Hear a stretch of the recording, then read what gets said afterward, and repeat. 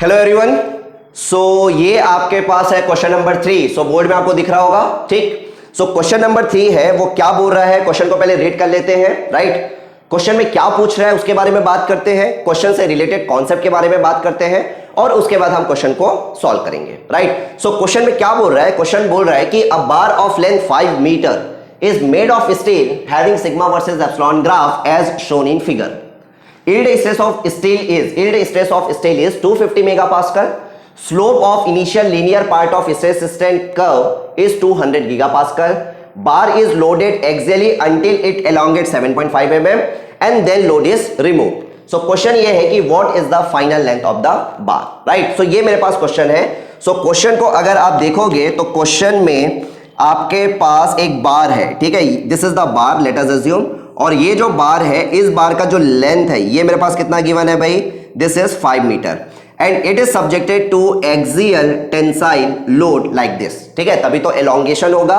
और वो जो एलोंगेशन है, वो एलोंगेशन मेरे पास कितना है, वो एलोंगेशन है मेरे पास 7.5 mm, ठीक है, this is the elongation and what is the length, length is 5 metre या फिर मैं बोल सकता हूं 5000 mm, 5000 मिलीमीटर।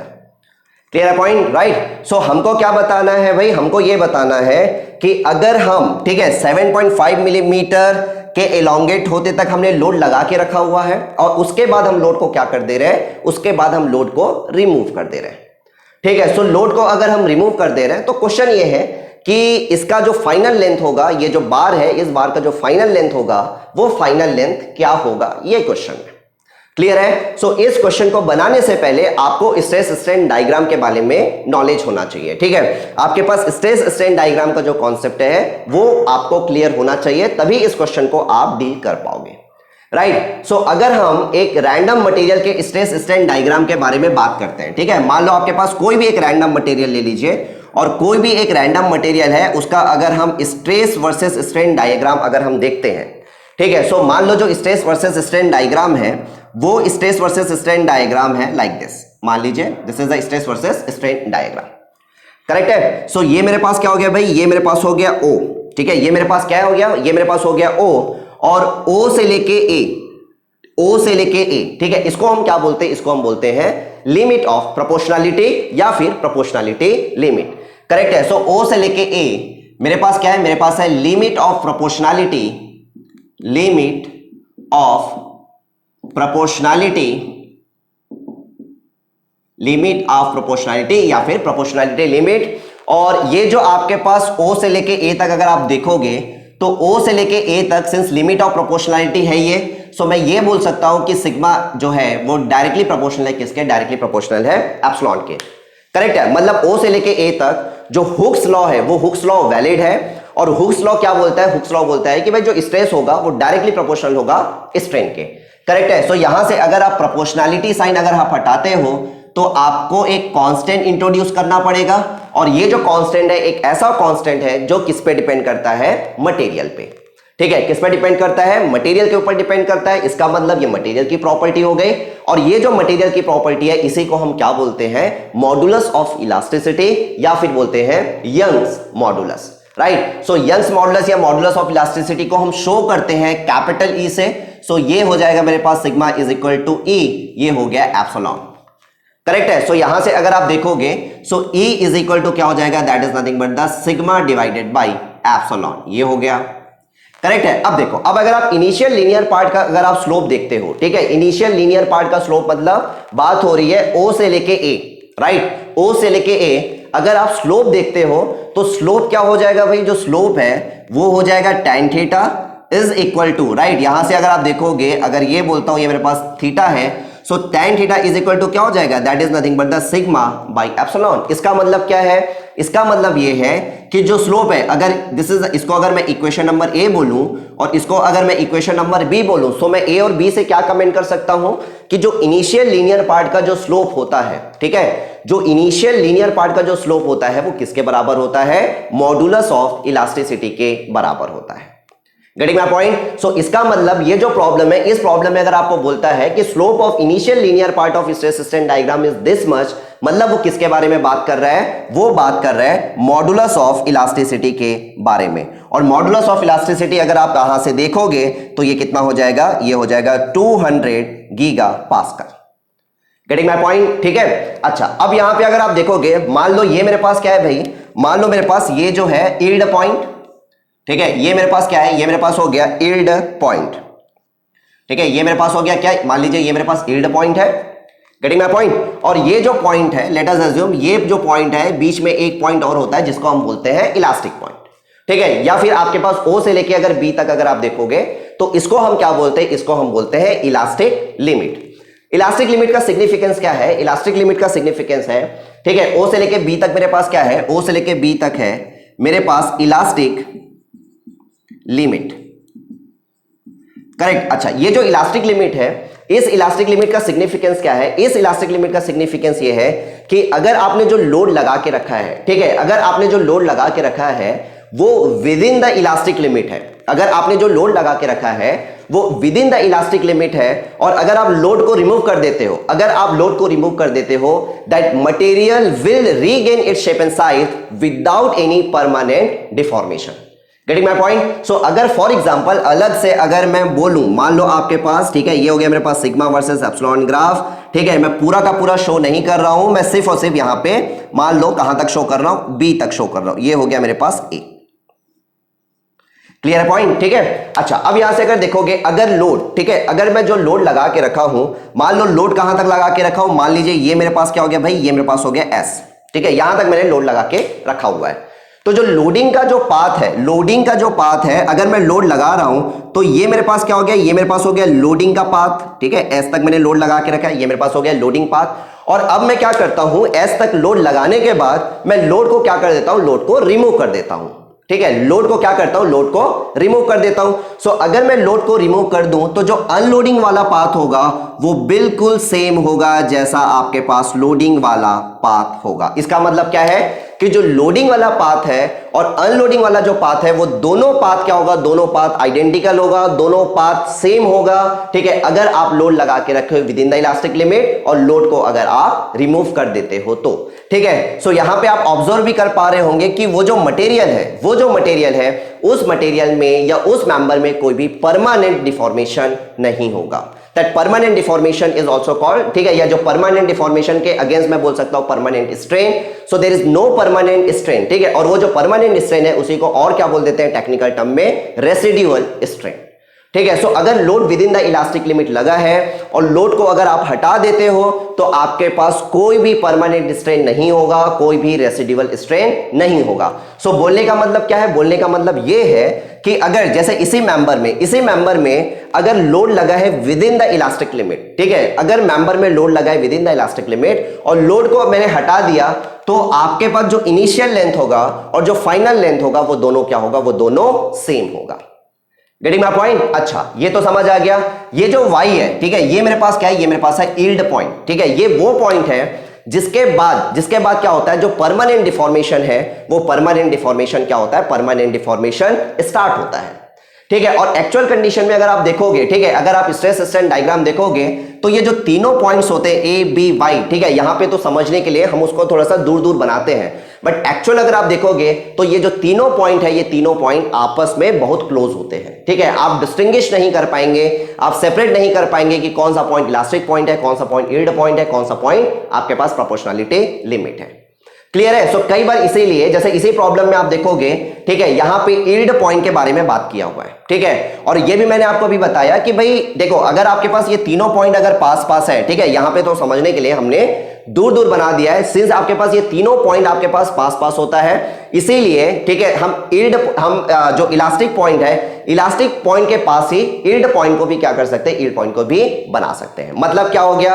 अगर आपके पास यील्ड पॉइंट के अंदर लोड लगा हुआ है, ठीक है, यील्ड पॉइंट के पहले तक अगर आपके पास लोड लगा हुआ है और अगर आप लोड को हटा देते हो तो कोई भी परमानेंट डिफॉर्मेशन नहीं होगा। लेकिन अगर आप यील्ड पॉइंट के बाहर चले जाते हो, ठीक है, अगर आप यील्ड पॉइंट के बाहर चले जाते हो, इफ सपोज लोड कहां तक लग गया? भाई लोड आपके पास यहां तक लग गया, ठीक है, जस्ट टेक एन एग्जांपल कि जो लोड आप लगा रहे हो लोड लगा रहे हो तो आपने क्या कर दिया, इस यील्ड पॉइंट को क्या कर दिया, इस यील्ड पॉइंट को आपने क्रॉस कर दिया। ठीक है, अब आप लोड को हटा दे रहे हो, पहले आपने लोड लगाया था, लोड कहां तक आपने लगाया है, एस तक आपने लगाया है, तो ये आपके पास क्या हो गया, ये आपके पास लोडिंग का पाथ हो गया। ठीक है, ये आपके पास क्या है, ये आपके पास लोडिंग का पाथ हो गया, राइट। अब आप क्या कर रहे हो, अब आप लोड को हटा दे रहे हो। सो अब अगर आप लोड को हटा दोगे तो मटेरियल वापस तो आएगा, लेकिन सेम पाथ को फॉलो करते हुए वापस नहीं आएगा। ठीक है, तो किस पाथ को फॉलो करते हुए वापस आएगा, तो ये किस पाथ को फॉलो करते हुए वापस आएगा, आपके पास जो इनिशियल लीनियर पार्ट है, ठीक है, इनिशियल लीनियर पार्ट है, इस इनिशियल लीनियर पार्ट के पैरेलल, इस इनिशियल लीनियर पार्ट के पैरेलल आपके पास ये अनलोडिंग का पाथ है। ठीक है, this is the unloading path. Clear point. और ये दोनों लाइन, मतलब आपके पास ये जो अनलोडिंग का पाथ है और जो आपके पास O से लेके ए, मतलब जो इनिशियल लीनियर पार्ट है, वो दोनों एक दूसरे के क्या है, दोनों एक दूसरे के पैरेलल है। सो अनलोडिंग का पाथ अगर आप लोड लगा के रखे हो बियॉन्ड द यील्ड पॉइंट, ठीक है, अगर आप लोड लगा के रखे हो beyond the yield point, so अगर आप लोड को हटा देते हो, ठीक है, मटेरियल वापस आएगा, लेकिन सेम पाथ को फॉलो करते हुए वापस नहीं आएगा।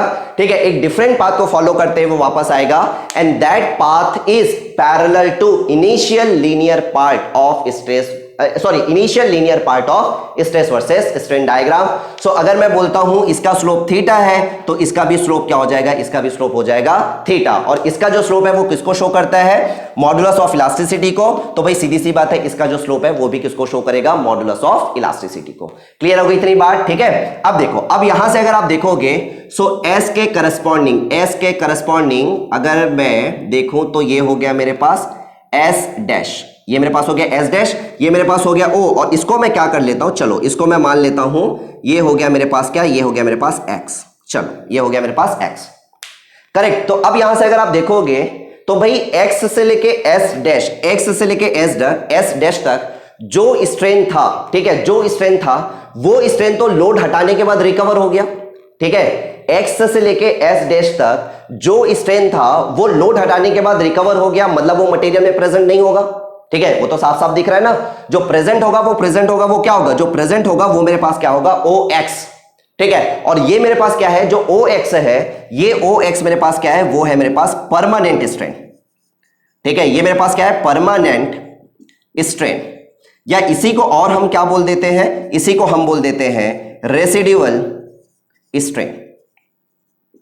करेक्ट है। और आपके पास जो रिकवर हो गया वो आपके पास क्या है, that is nothing but the x S dash, और इसको हम क्या बोलते हैं, इसको हम बोलते हैं रिकवर्ड स्ट्रेन, या फिर इसी को और हम क्या बोलते हैं, that is called elastic strain. ठीक है, रिकवर्ड स्ट्रेन, या इसी को और हम क्या बोल देते हैं, इलास्टिक स्ट्रेन।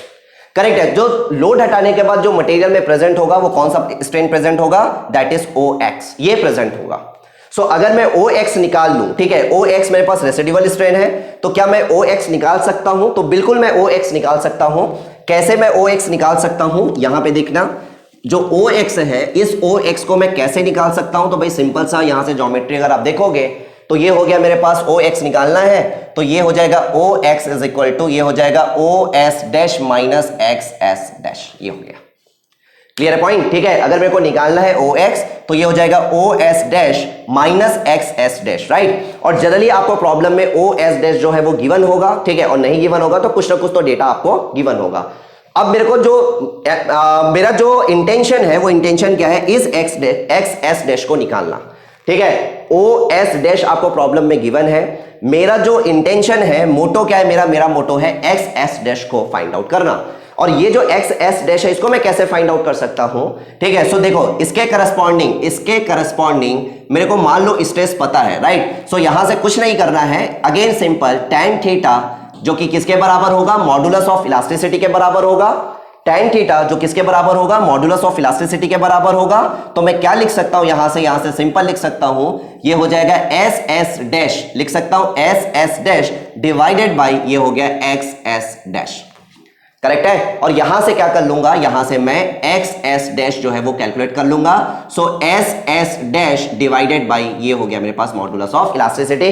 सो मेरे को क्या मिल जाएगा, मेरे को मिल जाएगा एक्स एस डैश। एक बार अगर मेरे को एक्स एस डैश मिल गया तो मैं ओ एक्स आसानी से बता सकता हूं। और ओ एक्स मेरे पास क्या है, ओ एक्स जो है वो मेरे पास है रेसिडुअल स्ट्रेन, OX मेरे पास क्या है, रेसिडुअल स्ट्रेन या फिर परमानेंट स्ट्रेन, और OX को मैं क्या लिख सकता हूं, change in length divided by original length, change in length divided by original length. So अगर क्वेश्चन में मेरे को क्या बोल रहा है, अगर क्वेश्चन में मेरे को बोलता है कि भाई फाइनल लेंथ कितना होगा, सो फाइनल लेंथ कितना होगा, ये हो गया final length initial length plus ये हो जाएगा डेल्टा एल।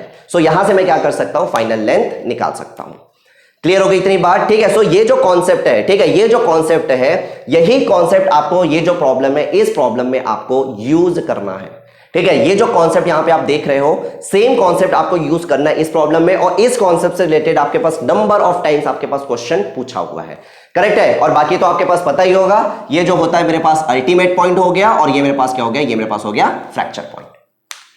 क्लियर पॉइंट, ठीक है। तो जो कॉन्सेप्ट अभी हमने समझा है, उसी कॉन्सेप्ट को हम यहां पे यूज करने वाले हैं, राइट। अब देखो, अब सबसे पहले आपको चेक करना है कि जो लोड यहां पे लगा है, वो load beyond the yield point है या with in the yield point है। क्लियर पॉइंट, ठीक है। इस क्वेश्चन में आपको सबसे पहले क्या चेक करना है कि जो भी आप लोड लगा रहे हो या जो भी लोड लगा है, वो load beyond the yield point है या फिर with in the yield point है, ठीक है। क्योंकि अगर आपके पास बियॉन्ड द यील्ड पॉइंट है और उसके बाद अगर आप लोड हटाते हो तो रेसिडुअल स्ट्रेन प्रेजेंट होगा, परमानेंट स्ट्रेन प्रेजेंट होगा। लेकिन अगर load with in the yield point है और अगर आप लोड हटाते हो तो आपके पास जो इनिशियल लेंथ होगा और जो फाइनल लेंथ है वो क्या होगा, सेम होगा, because there is no residual strain, there is no permanent strain, right. So ये आपको चेक करना है। तो चेक कैसे करेंगे, तो सबसे पहले यहां पे आप मेरे को सबसे पहले आप ये बताओ, ठीक है, क्या आप बता सकते हो कि ये जो मेंबर है, इस मेंबर में जो स्ट्रेन होगा, जो टोटल स्ट्रेन होगा वो कितना होगा। ये जो मेंबर है, इस मेंबर में इस डेटा के करस्पॉन्डिंग क्या आप बता सकते हो जो स्ट्रेन होगा वो कितना होगा। तो बिल्कुल हम बता सकते हैं दैट एप्सिलॉन क्या हो जाएगा भाई, that epsilon is equal to, ये हो जाएगा change in length divided by original length. And what is the change in length, that is nothing but the 7.5 divided by, ये मेरे पास कितना आ जाएगा, ये मेरे पास आ जाएगा 5000, ठीक है। 7.5 डिवाइडेड बाय 5000, ठीक है। यहां से मैं क्या कर सकता हूं, यहां से मैं आसानी से क्या कर सकता हूं, स्ट्रेन फाइंड आउट कर सकता हूं, ठीक है। सो ये आप देख लीजिएगा कितना आएगा, राइट। नाउ नेक्स्ट आप यहां से अगर आप देखोगे, नेक्स्ट आप यहां से अगर देखोगे तो भाई सबसे पहले आप ये बताओ कि ये जो यील्ड पॉइंट है, क्या यील्ड पॉइंट के करस्पॉन्डिंग स्ट्रेन फाइंड आउट किया जा सकता है क्या। यील्ड पॉइंट के करस्पॉन्डिंग स्ट्रेन जो है वो बोलता हूं एप्सिलॉन वाई। जो यील्ड पॉइंट है, इस यील्ड पॉइंट के करस्पॉन्डिंग स्ट्रेन फाइंड आउट किया जा सकता है। सो बिल्कुल फाइंड आउट किया जा सकता है। तो मैं लिखता हूं स्ट्रेन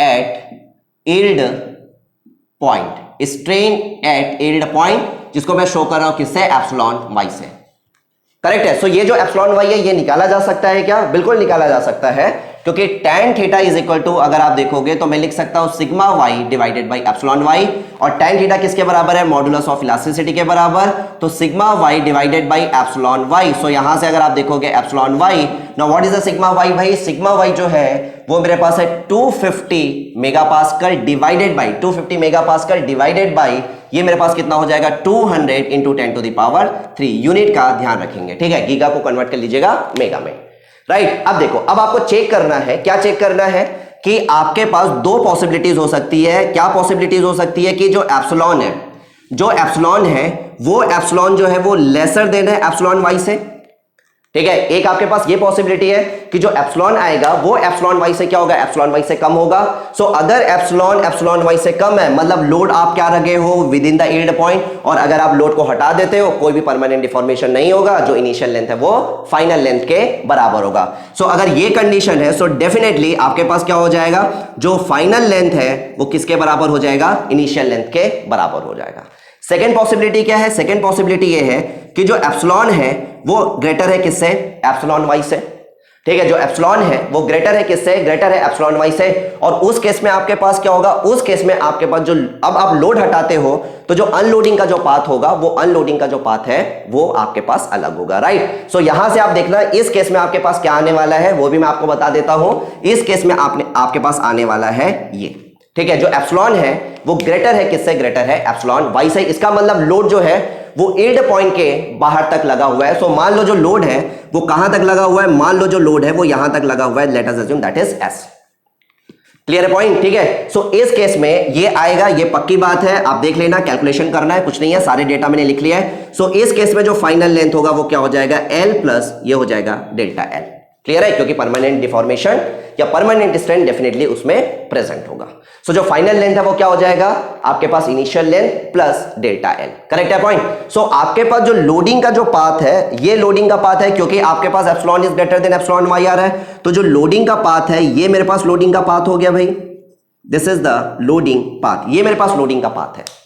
करेक्ट है। अब मैं क्या कर रहा हूं, अब मैं लोड हटा देता हूं, क्योंकि load beyond the yield point है। अब मैं अगर लोड को हटा देता हूं तो क्या होने वाला है, ठीक है, मटेरियल वापस तो आएगा लेकिन एक डिफरेंट पाथ को फॉलो करते हुए वापस आएगा, और वो जो डिफरेंट पाथ होगा वो किसके पैरेलल होगा, वो जो डिफरेंट पाथ है, ठीक है, मतलब दिस इज द पाथ जो कि पैरेलल होगा किसके, इनिशियल लीनियर पार्ट के। ठीक है। सो अगर इसका जो स्लोप है वो किसके बराबर है, ई के बराबर, तो इसका भी स्लोप होगा वो किसके बराबर होगा, ई के बराबर होगा। क्लियर हो गई इतनी बात। ठीक है। सो यहां से अगर देखोगे, चलो इसको मैं काम करता हूं, इसको मैं बोल देता हूं क्या, ये मेरे पास हो गया एस डैश, इसको मैं क्या करता हूं, इसको मैं बोल देता हूं ये हो गया मेरे पास ओ, इसको मैं क्या बोल देता हूं, इसको मैं बोल देता हूं let us assume this is x.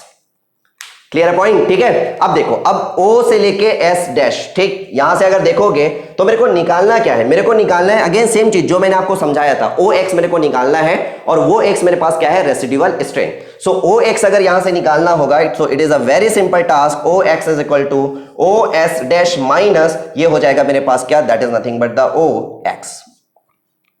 Clear है पॉइंट। ठीक है। क्या हो जाएगा, OS dash sorry OX is equal to ये मेरे पास हो जाएगा OS डैश माइनस ये मेरे पास क्या हो जाएगा, that is nothing but the XS dash. Clear है पॉइंट। ठीक है। अब देखो, आपको क्या पता है, आपको O से लेके S डैश तक पता है। ठीक है। आपको क्या पता है, आपको O से लेके S डैश तक पता है, और O से लेके S डैश तक मतलब यहां से यहां तक ये मेरे पास क्या था भाई, ये मेरे पास था this is nothing but the epsilon. Clear है क्या पॉइंट, ये मेरे को पता है, ये मेरे पास किसके बराबर है, एप्सिलॉन के बराबर है। ठीक है, टोटल स्ट्रेन के बराबर है। अब मेरे को निकालना क्या है, मेरे को निकालना है ये वाला पोर्शन, ये मेरे को फाइंड आउट करना है, जो कि क्या है, जो कि मेरे पास रिकवर्ड स्ट्रेन है या फिर इलास्टिक स्ट्रेन है। ठीक है। सो अगर मैं इसमें से इसको माइनस कर दूं तो मेरे को रेसिडुअल स्ट्रेन जो है वो क्या हो जाएगा, मिल जाएगा, और जो OX है वही है मेरे पास रेसिडुअल स्ट्रेन। करेक्ट है। सो अगर मैं OS डैश की बात करता हूं तो OS डैश मेरे पास क्या है, that is nothing but the epsilon, जो आप वहां से निकालोगे। अच्छा, OX मेरे पास क्या हो जाएगा भाई, O से लेके X तक। ठीक है। अगर मैं बोलता हूं, या सॉरी OX तो मेरे को निकालना है, वहां पे कुछ गड़बड़ किया है मैंने, एक मिनट देखता हूं। ये हो जाएगा मेरे पास क्या, OX is equal to OS dash sorry minus X dash S dash, sorry यहां पे आ जाएगा क्या, ये हो जाएगा OX is equal to OS dash minus X dash. ठीक है, थोड़ा गड़बड़ हो गया था, देख लीजिएगा उसको। ठीक है। सो मेरे को निकालना क्या है, OS डैश तो मेरे को पता है, मेरे को ये XS डैश निकालना है, तो मैं आसानी से OX निकाल सकता हूं, विच is nothing but the residual strain. Correct है। सो XS डैश मैं कैसे निकाल लूंगा, सो अभी मैंने आपको वही सिखाया था कि भाई ये जो है, ये जो स्लोप होगा, यहां से अगर आप देखोगे tan theta is equal to E and this is equal to, यहां पे अगर आप देखोगे तो भाई ये हो जाएगा SS dash divided by SS dash divided by ये हो जाएगा मेरे पास क्या, ये मेरे पास हो गया XS डैश। क्लियर है पॉइंट। ठीक है। ये E नहीं है ना, ये X है, थोड़ा ध्यान से समझना ध्यान से। और यहां से मैं क्या कर सकता हूं, यहां से मैं XS dash is equal to, ठीक है, व्हाट इज SS डैश भाई, what is SS dash, 250 tan theta किसके बराबर है, मॉडुलस ऑफ इलास्टिसिटी के बराबर, ये हो गया 200 into 10 to the power 3। Clear point. ठीक है। सो यहां से मेरे को क्या मिल गया, देखो मेरे को यहां से XS डैश भी मिल गया, ये हो गया 250, और ये हो गया मेरे पास 200 इंटू 10 टू द पावर, ये हो जाएगा 3। क्लियर। सो यहां से मेरे को क्या मिल गया, यहां से मिल गया मेरे को OX, और OX मेरे पास क्या है, रेसिडुअल स्ट्रेन। ठीक, OX मेरे पास क्या है, OX जो है ये है मेरे पास रेसिडुअल स्ट्रेन। ठीक है, OX मेरे पास है रेसिडुअल स्ट्रेन, या फिर इसी को और हम क्या बोलते थे, परमानेंट स्ट्रेन। मैंने आपको बता चुका हूं, परमानेंट स्ट्रेन। करेक्ट है। सो यहां से अगर आप देखोगे OX इज इक्वल टू क्या हो जाएगा, change in length divided by original length. So delta L is equal to क्या आ जाएगा, ये OX जो भी आप यहां से निकालोगे मल्टीप्लाइड बाय ये हो जाएगा क्या, multiplied by L। Right. So यहां से डेल्टा L निकल जाएगा, once you will get the delta L। ठीक है, एक बार आपको डेल्टा L मिल गया, सो फाइनल लेंथ क्या हो जाएगा, that final length is equal to ये आ जाएगा आपके पास, जो डेल्टा L आएगा आप देख लेना, आई थिंक 1.25 mm के आसपास आता है। ठीक है, जो डेल्टा L आता है वो 1.25 mm के आसपास आ जाएगा। तो जो फाइनल लेंथ है वो कितना आ जाएगा, 5000 प्लस 1.25 mm, तो ये हो जाएगा 5001.25 mm, ये मेरे पास आएगा फाइनल लेंथ। करेक्ट है पॉइंट, ठीक है। सो ये आपके पास कंप्लीट आपके पास क्वेश्चन है और इस क्वेश्चन से रिलेटेड कॉन्सेप्ट डिस्कस कर लिया है, ठीक है। इस कॉन्सेप्ट से रिलेटेड डेफिनेटली आपको नंबर ऑफ क्वेश्चन मिलेगा ही मिलेगा, राइट। सो जब भी आपको ऐसा क्वेश्चन मिलता है कि भाई लोड लगा रहे हो, लोड को रिमूव कर दोगे, ठीक है, फाइनल लेंथ के बारे में बात करता है, तो सबसे पहले आप तो चेक करो कि जो लोड लगा है वो यील्ड पॉइंट के अंदर लगा है या यील्ड पॉइंट के बाहर लगा है। अगर यील्ड पॉइंट के अंदर लगा है, लोड हटाते हो, रेसिडुअल स्ट्रेन होगा नहीं, परमानेंट स्ट्रेन होगा नहीं, जो इनिशियल लेंथ है फाइनल लेंथ सेम होगा। लेकिन अगर आपके पास load beyond the yield point है और अगर आप लोड को हटा देते हो, ठीक है, अगर आपके पास बियॉन्ड द यील्ड पॉइंट है और अगर आप लोड को हटा देते हो, वापस आएगा मटेरियल, लेकिन एक डिफरेंट पाथ को फॉलो करते हुए वापस आएगा और वो जो डिफरेंट पाथ होगा वो पैरेलल होगा किसके, वो पैरेलल होगा initial linear part of stress strain diagram. मतलब जो अनलोडिंग वाला पाथ है उसका भी स्लोप जो होगा वो मॉडुलस ऑफ इलास्टिसिटी के बराबर होगा। बाकी आपको रेसिडुअल स्ट्रेन फाइंड आउट करना है और यहां पे रेसिडुअल स्ट्रेन मतलब क्या हो जाएगा, that is nothing but the OX as per this diagram. OX मेरे पास रेसिडुअल स्ट्रेन है, ये मेरे को फाइंड आउट करना है, तो it is simple, OS dash पता है, ठीक है, minus XS dash which is nothing but the elastic strain या फिर रिकवर्ड स्ट्रेन, माइनस करूंगा रेसिडुअल स्ट्रेन मिल जाएगा। Once I will get the residual strain, residual strain मिल गया तो मेरे को चेंज इन लेंथ मिल जाएगा, मेरे को मतलब परमानेंट चेंज इन लेंथ मिल जाएगा, परमानेंट जो डिफॉर्मेशन हुआ है वो मिल जाएगा, ठीक है। इनिशियल लेंथ के साथ ऐड कर दूंगा तो मेरे को मिल जाएगा फाइनल लेंथ कितना है। क्लियर है पॉइंट, ठीक है। तो ये आपके पास एक प्रॉब्लम है, ठीक है, आप देख सकते हो, ठीक है, जब आप क्वेश्चन सॉल्व करोगे तो इस कॉन्सेप्ट से रिलेटेड और भी क्वेश्चन आपके पास देखने को मिलेगा, ठीक है। चलिए